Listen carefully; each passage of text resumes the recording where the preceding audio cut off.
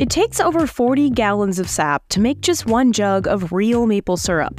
That's why one of these bottles can cost $10. And grocery stores are flooded with imitation syrups that don't have any maple sap at all. In fact, tons of expensive foods we love eating might not be the real thing, including wasabi, vanilla, and truffle oil. The main reason why this happens, it's all about money. Some of this is legal, as long as products that aren't the real deal disclose it on the packaging, even if it's a bit sneaky. But often, it's illegal, with entire criminal rings behind these counterfeit foods. Globally, the fraudulent food industry could be worth $40 billion. The sort of least end of it, you're getting ripped off. At the worst end, you're literally getting poisoned. So how did fake food take over our grocery stores, restaurants, and kitchens? And how do counterfeiters get away with it? We travel around the world to learn how to spot the real stuff.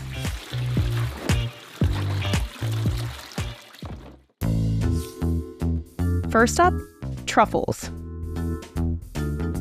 Hate to break it to you, but your $15 truffle fries don't have any truffle on them.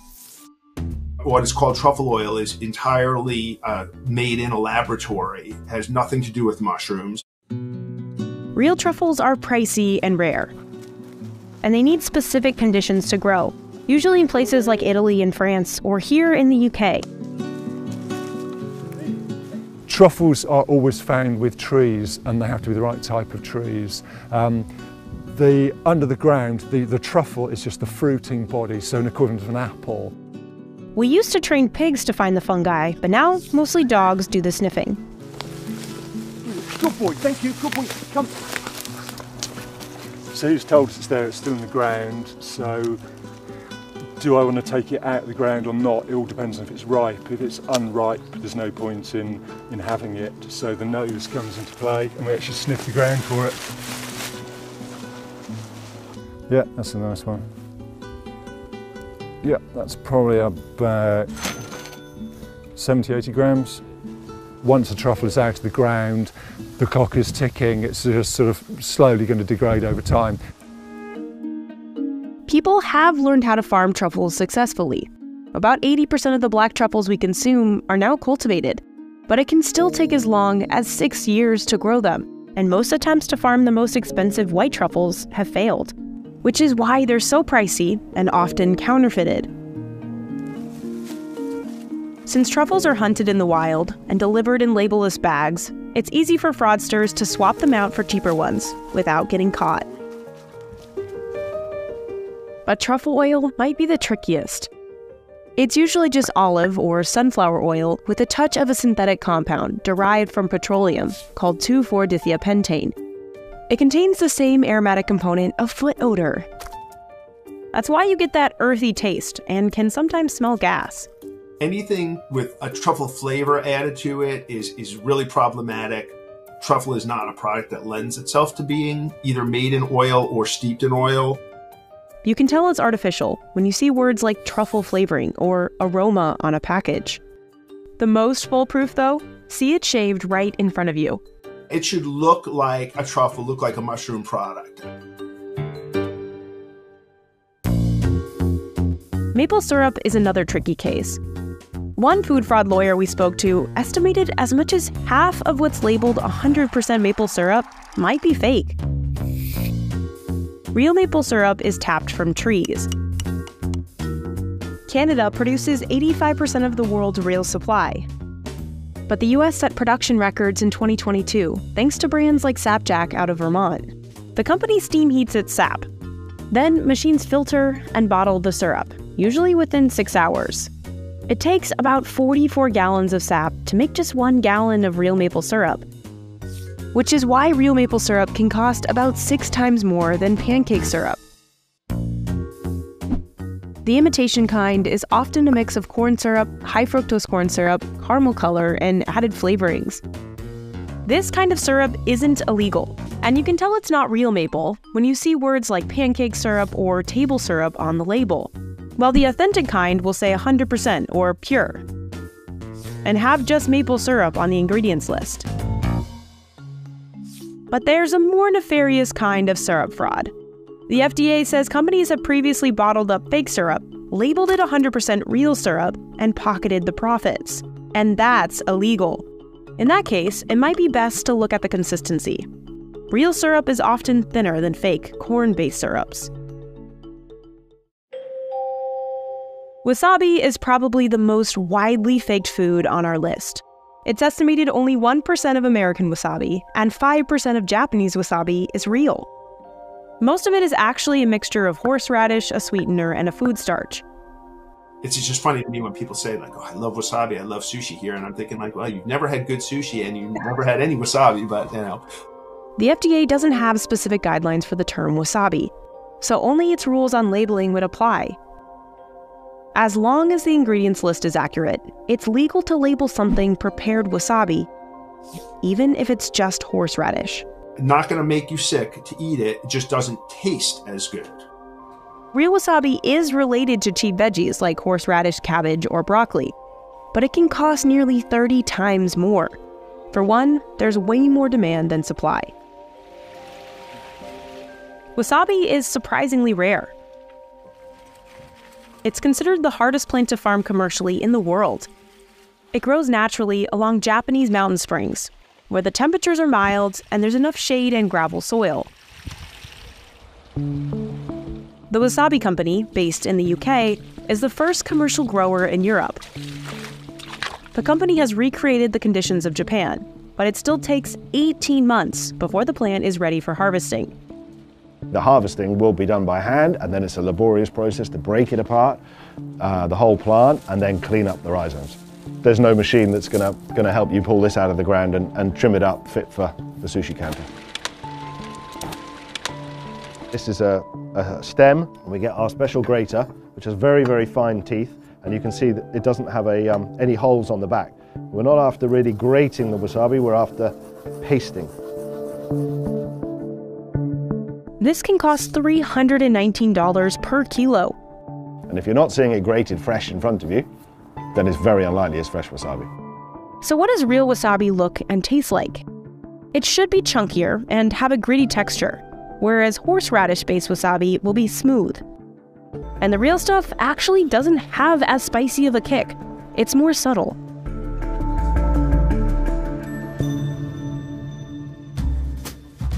Another victim to confusing labeling, Parmesan cheese. There are only about 300 dairies in the entire world that are certified to produce authentic Parmigiano Reggiano, and they're under strict regulations. It can only be made in one region of Italy, called Emilia-Romagna. This is the sole place in the world that has all three bacteria needed to give Parm its distinct taste. Cheese masters combine day-old skim and fresh milk. They add whey and rennet, then they split the milk into curds. The mixture cooks for 5 minutes to kill off bacteria and to settle the curds at the bottom of the vat. What's left is a massive 220-pound curd. Cheesemakers dump it into molds and add stencils to identify the cheese as authentic. The wheel heads to brining to form a rind, and then a huge aging room. Se loro ci sono, fermentano le componenti del latte negli aromi, profumi e sapori tipici del Parmigiano. It takes at least 1 year of aging for it to develop these crunchy crystals. They're buildups of amino acids, and they hold the cheese's umami taste. But some will stay here for up to a decade. The longer they mature, the more crystals form, and the more valuable they become. One wheel can cost well over $1,000. But other countries have different laws.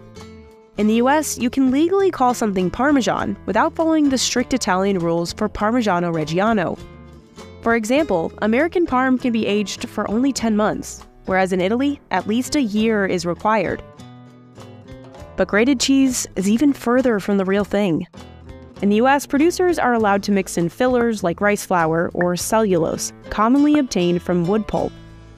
They're used to keep the grains from sticking together. The Center for Dairy Research suggests keeping cellulose levels between 2 and 4%. But the problem is, companies aren't required to list the percentages of these fillers, and often, no one's checking.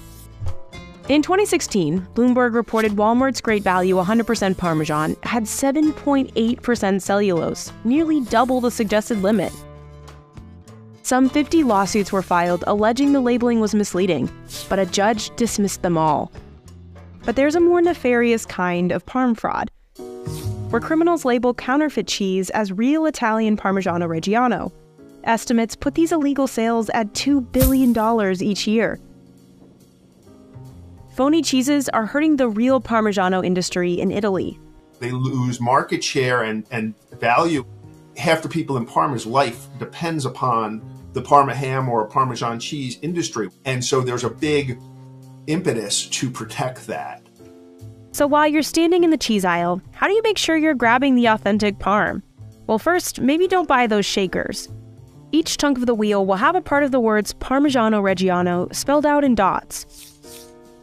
It'll also have a protected designation of origin, or DOP label. Real Parmesan cheese from Italy is readily available. Almost any supermarket, certainly any cheese shop. Sometimes it's cheaper than some of the fake versions.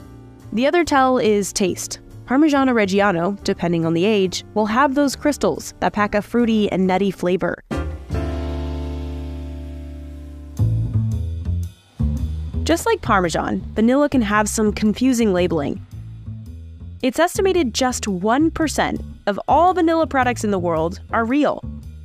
Most of the legit stuff comes from Madagascar, where farmers pollinate orchids by hand. The beans are boiled and sun-dried at a processing facility. Workers hand massage each pod to release the chemical vanillin.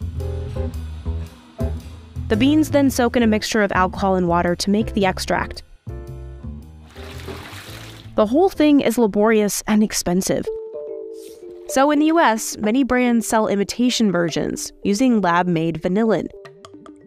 It's either derived from petroleum or from compounds found in clove oil, wood, and bark. And that's legal as long as artificial flavoring is listed on the package. But it could be more dangerous in other countries. In 2008 in Mexico, some products labeled as vanilla were found to be made from the beans of a tonka tree, a completely different plant. They contained a toxic substance called coumarin that's banned in the US and is dangerous for people on blood thinners. These illegal products were sold all over the Americas. So how can you tell what's real? Many vanilla products like ice cream and cookies get away with using the imitation stuff by just saying natural flavoring on the ingredients list. The real stuff will list vanilla bean extractives. Also, take a look and a whiff. In this test we did, the authentic vanilla smelled much stronger of alcohol, and it was much cloudier than the fake stuff. Caviar, the most expensive fish eggs out there, can also mean big payouts for fraudsters. In the US, federal agents have busted multiple criminal operations for fraudulent caviar. It's often counterfeited because it's so difficult to harvest. One of America's only caviar farms is raising beluga, which has some of the priciest eggs on the market. A single kilogram can sell for a whopping $24,000. Caviar is made from the roe, or the eggs, of sturgeons, which are critically endangered. It takes 10 years before a sturgeon is ready to have its roe harvested. Producers remove the egg sac from the dead fish and rub it over a metal grate. Salting the eggs is especially difficult because workers don't want to pop any of them. A 2-ounce jar goes for $175 at a shop in New York City. Those high prices tempt criminal counterfeiters, who often come from China or Vietnam. They make fake caviar from the eggs of cheaper fish. Or they'll label low-grade caviar as a fancier imported kind so they can charge more, which is hard to catch. I certainly cannot look at a bunch of fish eggs and tell whether they're expensive fish eggs or not expensive fish eggs. So if you're going to spend hundreds on a tiny jar, you want to make sure it's the real deal, right? Well, you can use the hot water test. Real caviar will harden in hot water as the proteins cook, but fake caviar will dissolve. Knockoff roe might look dull and take irregular shapes, while authentic caviar will be uniformly sized and have a glossy shine to it.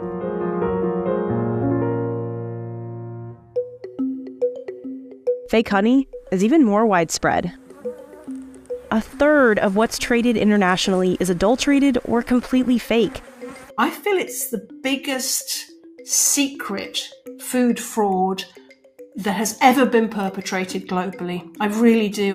Real honey needs a perfect combination of nature and patience. Bees do most of the work. Beekeepers have to be careful not to disturb the natural process. They suit up with a face mask and full-body coverings to protect from stings. This smoker calms the bees, so they can easily remove honeycomb frames. Beekeepers scrape the wax that keeps the honey in each cell. Finally, a centrifuge spins the frames, pushing the honey out of the combs. But globally, there is more honey being sold than the world's bees are capable of making. Only counterfeits containing little to no real honey can explain that difference. Dupes are made up of high fructose corn syrup and other cheap syrups like glucose, rice, cane, or beet. You don't have to go to all the hard work of the beekeeping and all of that lengthy process. You just get maybe some honey and some other honey from somewhere else. You blend it together, you add some sugars. Many experts say the fake honey often comes from China, the biggest honey exporter on the planet.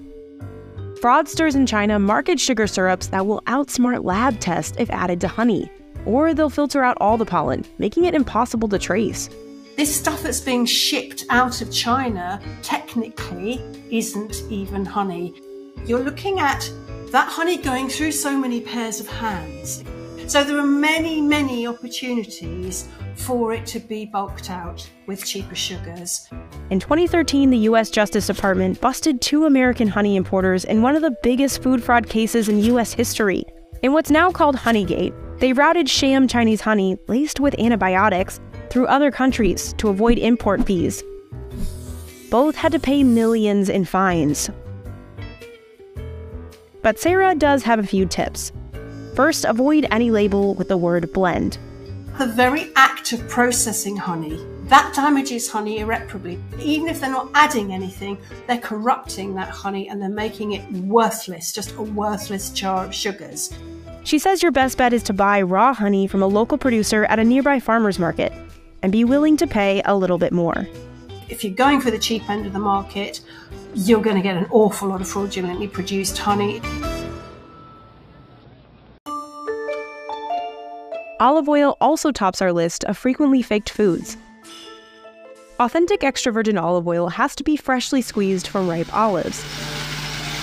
Most come from farms in Spain, Italy, or Greece. Like this cooperative farm in Antequera, Spain, the largest olive oil producer in the world. Workers harvest olives from November to January using these vibrating machines that shake the fruit loose. They dump the olives into big trailers waiting to head to factories. This one can process thousands of olives an hour. First, washing off any dirt. Extra virgin olive oil is the least processed kind out there, using no heat or chemicals. The machines grind the olives into a thick paste, and then spin it. Massive decanters press it out of the mush.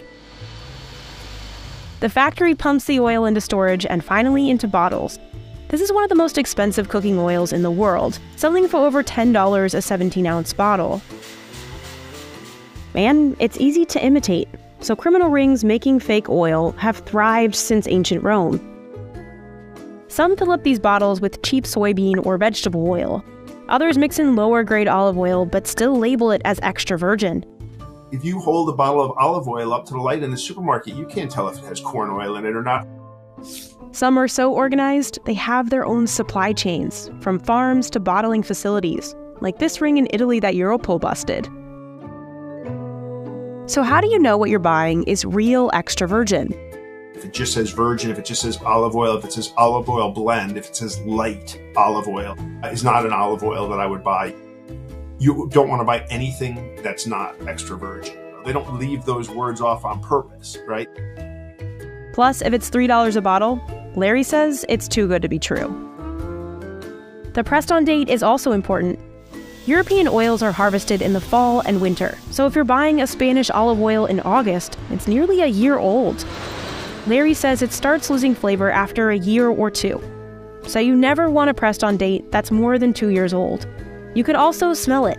Real olive oil has a fruity and grassy smell. If it smells like nothing, or it's rancid, there's a good chance it's not real.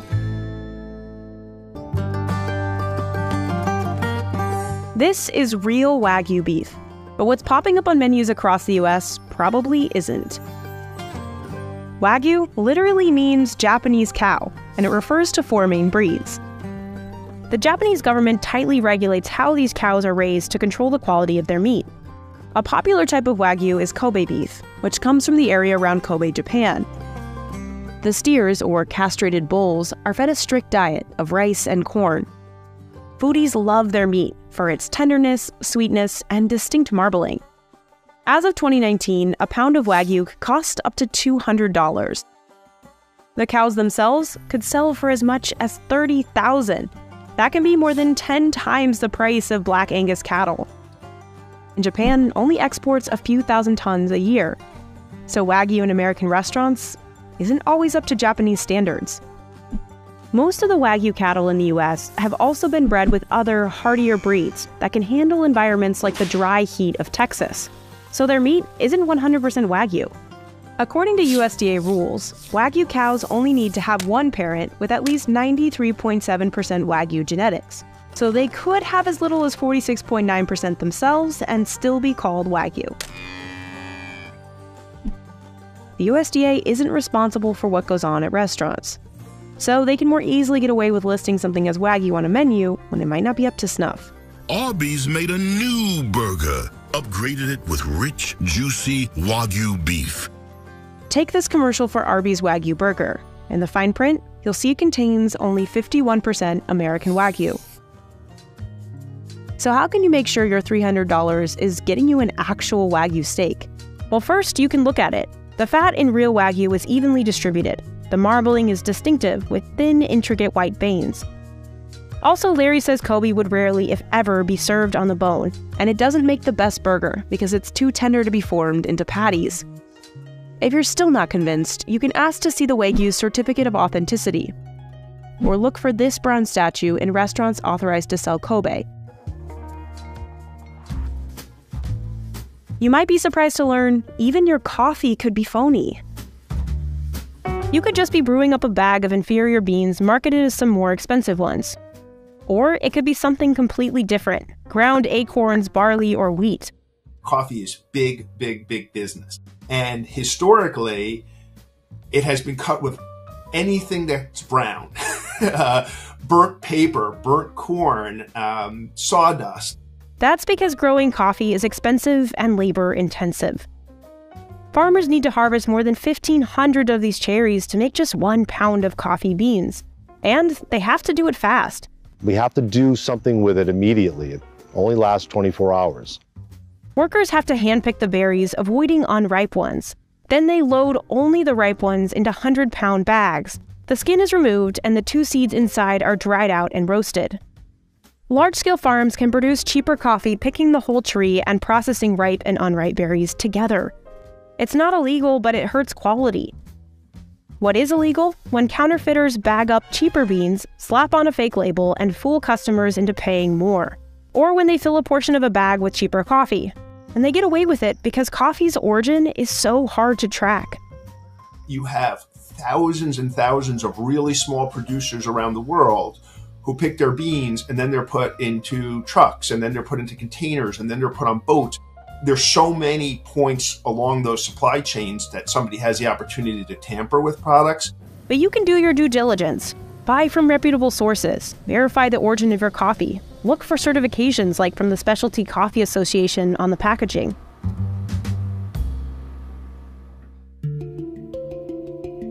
Saffron is the world's most expensive spice, but the market for red gold is widely tainted with cheaper products. Real saffron comes from 3 tiny strands, or stigmas, of the Crocus sativus flower. Here in Kashmir, the delicate flowers need about 2 years to grow before farmers like Ashik Rashid can harvest them, just like his family has done for nearly a century. The stigmas are so fragile, farmers must remove them by hand. The less valuable yellow tips are cut off and sifted out. Ashik and his dad spend 2.5 hours plucking enough saffron just to fill this tiny container. All in all, it takes over 150,000 flowers to make just 1 kilo of saffron, which can cost $3,000.